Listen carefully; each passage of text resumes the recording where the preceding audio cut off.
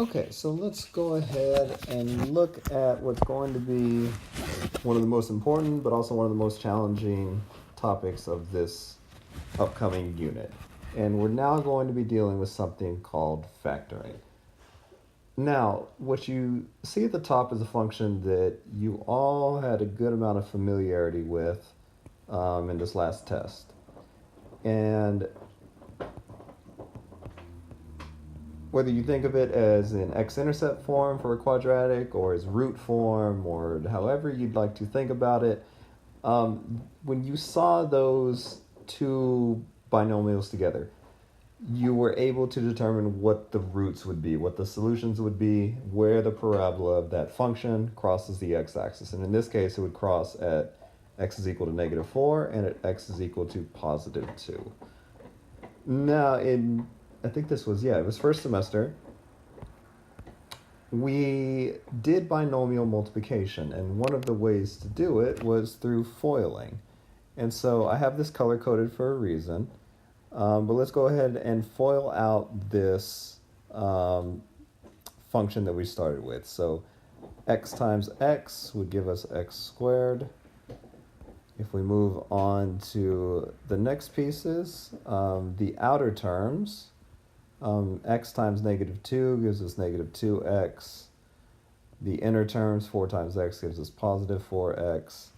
And if I change the color one last time, the last terms give us -8. And if you combine this, we end up with the equivalent function, which is now in the standard form of a quadratic function, as x squared plus 2x minus 8.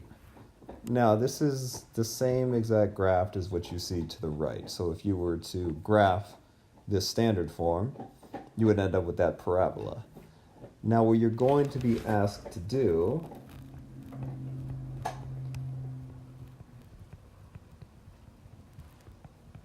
can you factor this? So factor is the key word. Can you factor this from standard form? And so when you are factoring, you are going, so I'm just going to write this out. Factoring means going from standard form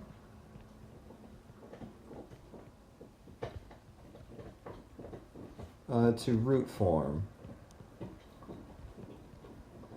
It's a way to get your solutions to a quadratic function through what amounts to glorified multiplication. So what is going to be challenging about this unit is that you have to have a good sense of, one, your basic multiplication tables, and also how they might combine to give you different combinations. And so if we look at the O and the I in FOIL right here, you have a -2x and a -4x, and those combine to give you +2x. And so this middle term has to be a combination of the coefficients that you get when you do the outer and the inner parts of foiling. And if I look at this -8, it's on at the end, and it's the product of the two constants in the binomials. And so this middle term has to be the two numbers in basically the two roots. The two roots, what you get when you multiply them together. And then the last term, when you add them together, excuse me. And the last term is what you get when you multiply them together. And so hopefully I didn't mess it up too much when I was confusing. Hopefully I didn't confuse that too much when I was explaining it. But let's go ahead and look at another example. So I'm going to make this up off the top of my head. So f of x is equal to x squared plus 7x plus 12. And when factored, we're going to end up with this situation. Binomials in x, in this case, in x to start each one off, and we need numbers to go right here. And what we need two numbers that multiply to make 12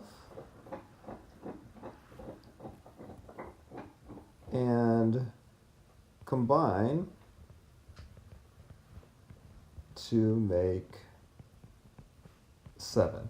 And so some of you will be very good at this. You'll be able to just look at this and come up with answers on your own without much work. But one easy way to kind of get through this is to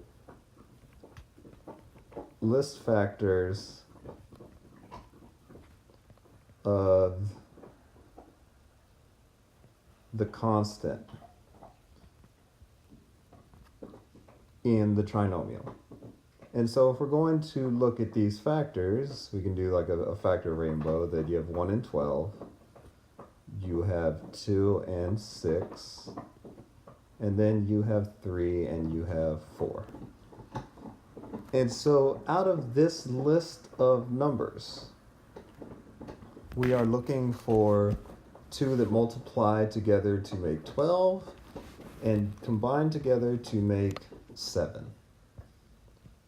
And so we know the last part already, that all of these can pair off to multiply to give you 12.